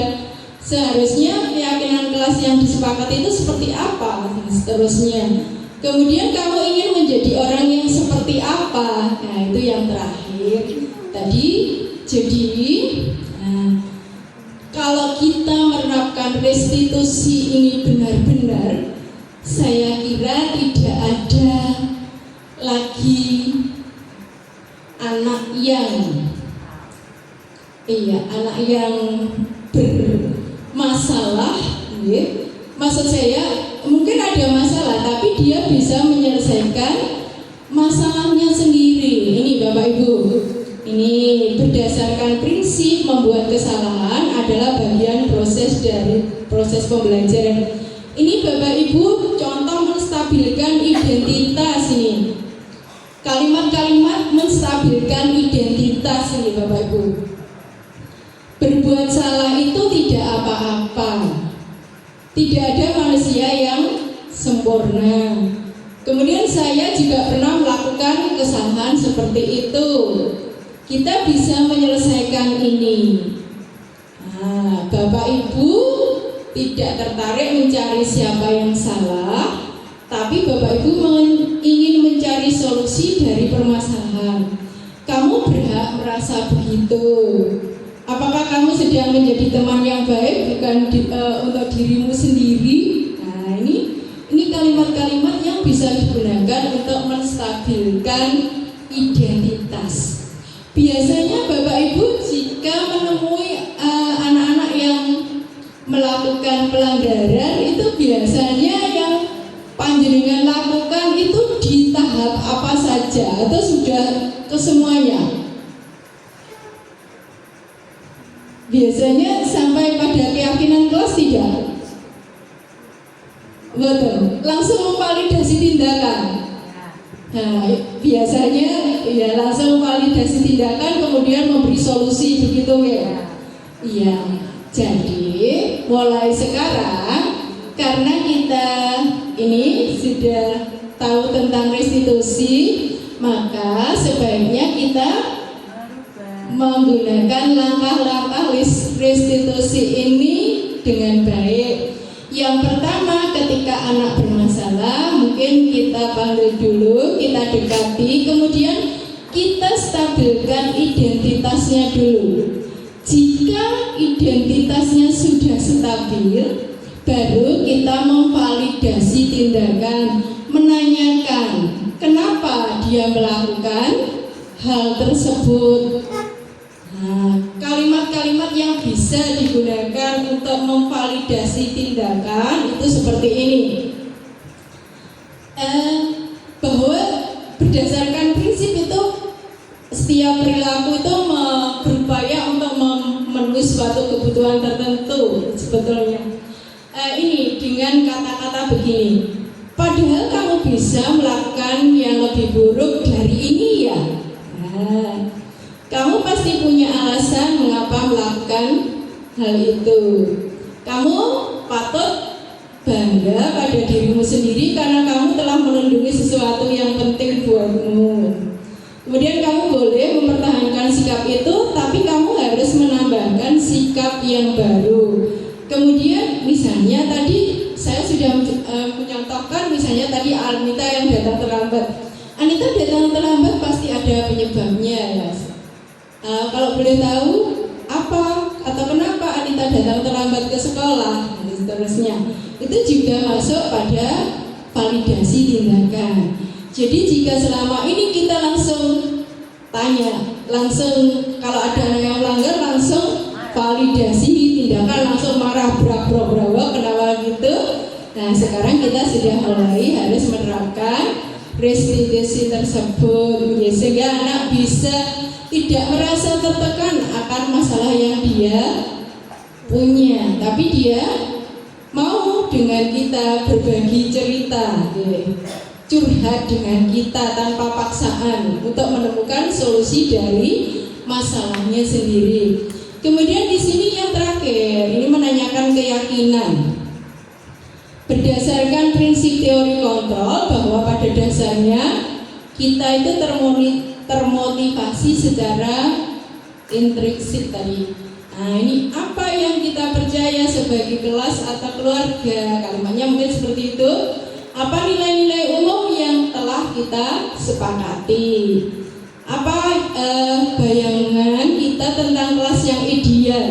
Kamu mau jadi orang yang seperti apa? Atau tadi menanyakan keyakinan apa yang kamu langgar? Nah, seharusnya kamu tidak melanggar keyakinan yang mana dan seterusnya. Itu kan sama dengan hanya kalimatnya saja yang beda, tapi intinya sama, menanyakan keyakinan kelas. Jadi dari sini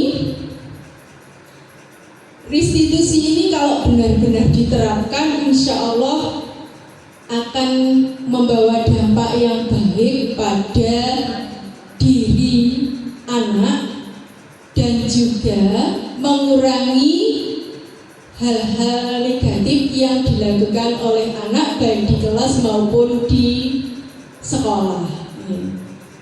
Karena anak ditawarkan untuk mencari menceritakan secara menceritakan permasalahannya dengan rileks, tanpa paksaan, tanpa tekanan. Kemudian dia ditawarkan untuk mencari solusi dari masalah yang dia hadapi dan dia ingin menjadi orang seperti apa, itu dari diri anak itu sendiri, bukan dari orang lain.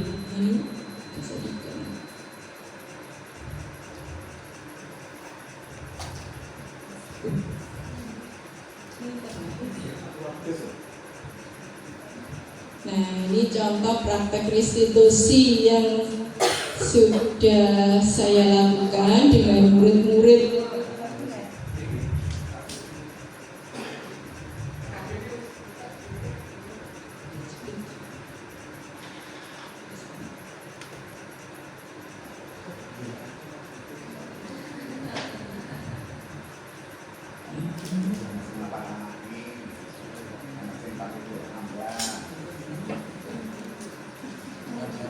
Bapak Ibu, di sini kemarin kita sudah melakukan praktek restitusi dengan dua masalah, dua kasus yang dihadapi oleh anak.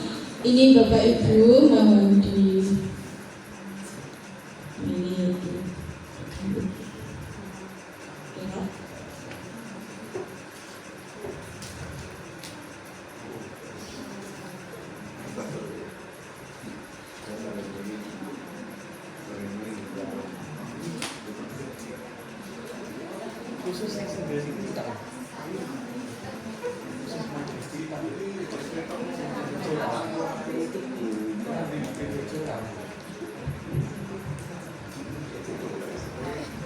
Bapak Ibu sambil nanti videonya terputar, adakah pertanyaan? Nggih?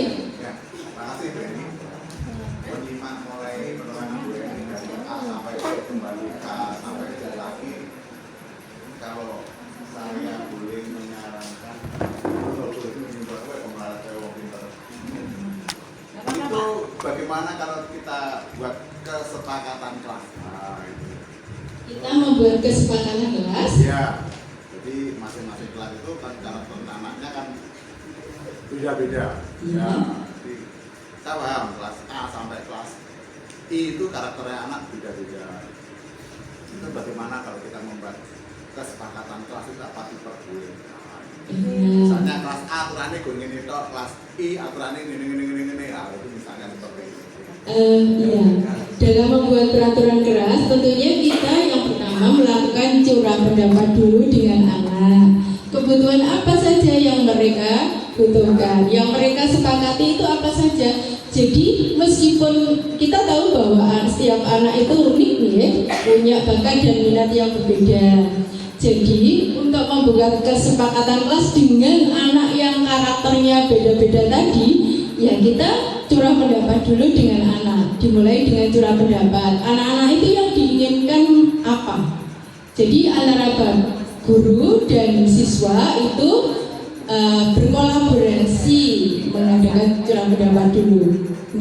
Terus tadi ada yang bertanya juga, apakah dalam melakukan restitusi ini harus urut? Urutannya harus urut, mulai dari menstabilkan identitas, kemudian memvalidasi tindakan dan menanyakan keyakinan. Apakah itu harus urut? Iya.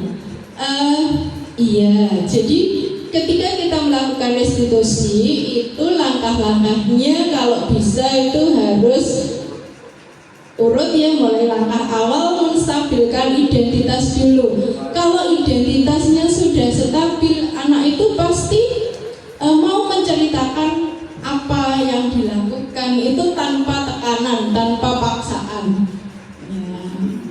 Ya, itu kita akan mulai melakukannya nanti ya. Setelah ini kita belajar restitusi, mulai dari menstabilkan identitas, kemudian memvalidasi tindakan, kemudian menanyakan keyakinan, kemudian melakukan pemulihan.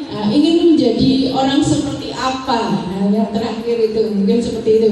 Jadi kalau tahap-tahap ini kita lakukan dengan baik, insya Allah akan meminimalisir pelanggaran yang terjadi di sekolah kita. Jadi anak-anak insya Allah akan menjadi lebih baik dan lebih berkarakter lagi. Dan mudah-mudahan dengan adanya pembiasaan-pembiasaan atau kebiasaan baik, kebiasaan positif yang dilakukan oleh semua siswa dan semua warga sekolah, termasuk kita Bapak Ibu guru, akan berimbas pada murid-murid kita. Karakternya akan menjadi lebih baik, lebih terbangun. Kemudian keenam dimensi profil pelajar Pancasila itu sudah tertanam pada diri siswa itu dengan sendirinya. Mereka dengan sadar diri, dengan motivasi intrinsiknya tadi bisa melakukan hal tersebut. Jadi Bapak Ibu, pemaparan mulai dari awal sampai akhir tentang budaya positif yang ada 8 tadi. Apa Bapak Ibu yang pertama tadi?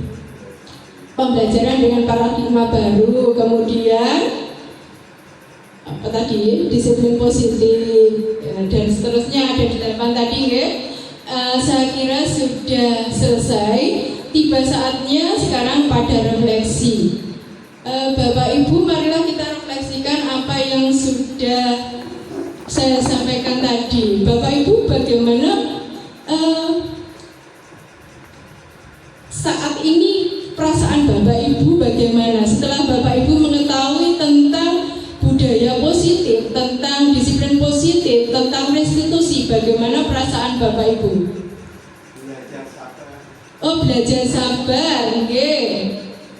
Terus ada lagi, perasaannya bagaimana? Senang? Ya, kenapa senang?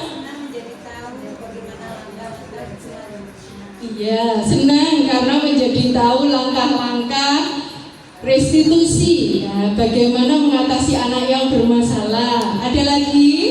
Sama. Oh, sama bagaimana Pak Dani? Sama dengan saya. Ya, sama. Iya, menjadi tahu langkah-langkah restitusi apabila ada anak melanggar, ya. Kemudian ada lagi, pembelajaran apa yang Bapak Ibu dapatkan hari ini tadi, saat ini tadi? Pembelajaran apa yang Bapak Ibu dapatkan hari ini, saat ini tadi? Pembelajaran tentang apa yang panjenengan dapatkan? Menjadi tahu apa yang kita lakukan di kelas pada saat pembelajaran dengan anak-anak, sehingga ke depan kita akan menjadi lebih baik. Iya, benar. Menjadi tahu, ya. Tepuk tangan untuk Budawati. Nah, menjadi tahu apa yang harus dilakukan di dalam kelas sehingga pembelajaran lebih baik. Dengan cara tadi membuat apa? Keyakinan kelas. Ada apa yang panjenengan dapatkan. Nah, gitu. Terus kira-kira apa yang akan Bapak Ibu lakukan selanjutnya? Melakukan perubahan yang secepatnya bisa dilakukan apa Bapak Ibu? Aksi nyata. Aksi nyata. Aksi nyatanya apa? Restitusi. Oke, Pak Dani akan segera melakukan kegiatan restitusi ya, melakukan langkah-langkah restitusi ketika menghadapi anak yang melanggar. Kemudian yang bisa segera dilakukan oleh Bapak Ibu wali kelas mungkin membuat keyakinan kelas ya. Jadi, iya, tahun ajaran baru kita nanti akan membuat keyakinan kelas bersama-sama. Ya, oke. Baiklah Bapak Ibu, masih ada yang ingin ditanyakan Bapak Ibu? Sudah?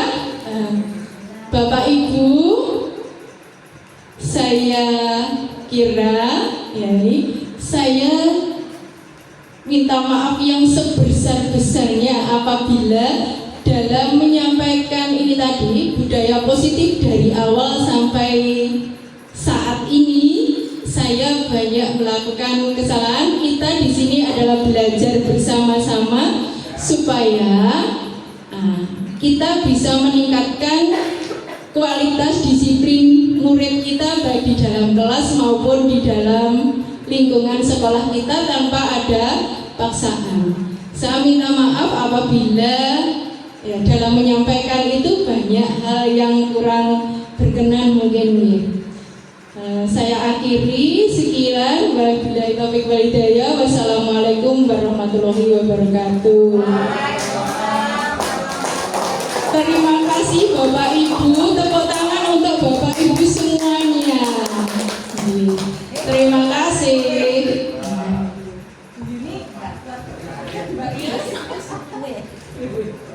Terima kasih disampaikan kepada Ibu Eni atas penjelasannya mengenai disiplin positif. Hendaknya ketika sudah mendengarkan mengenai materi tersebut, kita bisa menindaklanjuti dengan menumbuhkan budaya positif di lingkungan kita, khususnya untuk peserta didik kita, baik secara individu maupun menjadi warga masyarakat. Untuk acara selanjutnya adalah penutup yang akan dipandu oleh Bapak Agus Indra. Padanya silakan.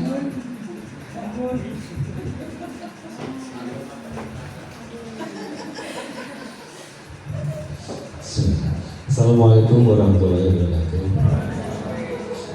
Bapak Ibu yang saya hormati, sebelum kegiatan hari ini kita akhiri, mari kita semua memohon doa dari Allah Subhanahu wa Ta'ala.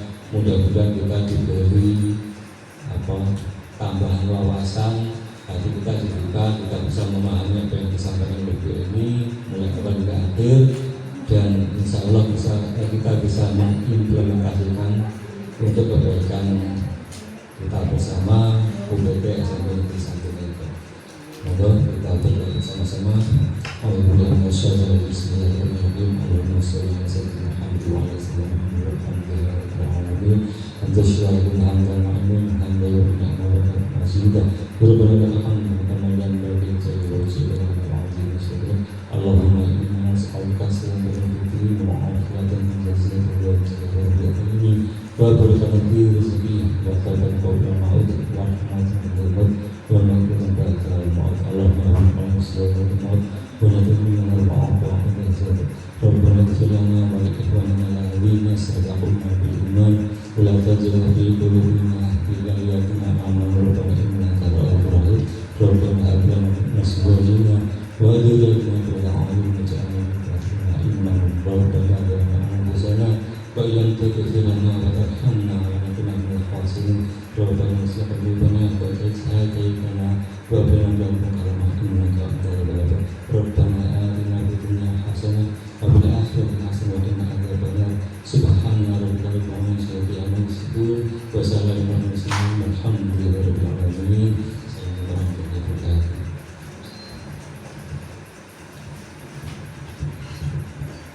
Alhamdulillahirrahmanirrahim. Dengan dibacakannya doa, artinya acara hari ini telah usai. Saya selaku pembawa acara mengucapkan terima kasih kepada Bapak Ibu yang telah mengikuti acara pada siang hari ini hingga akhir, dan saya juga mohon maaf jika ada salah kata yang baik disengaja maupun tidak. Dari Jakarta ke Surabaya. Di Surabaya ada Persebaya. Spensa dengan budaya.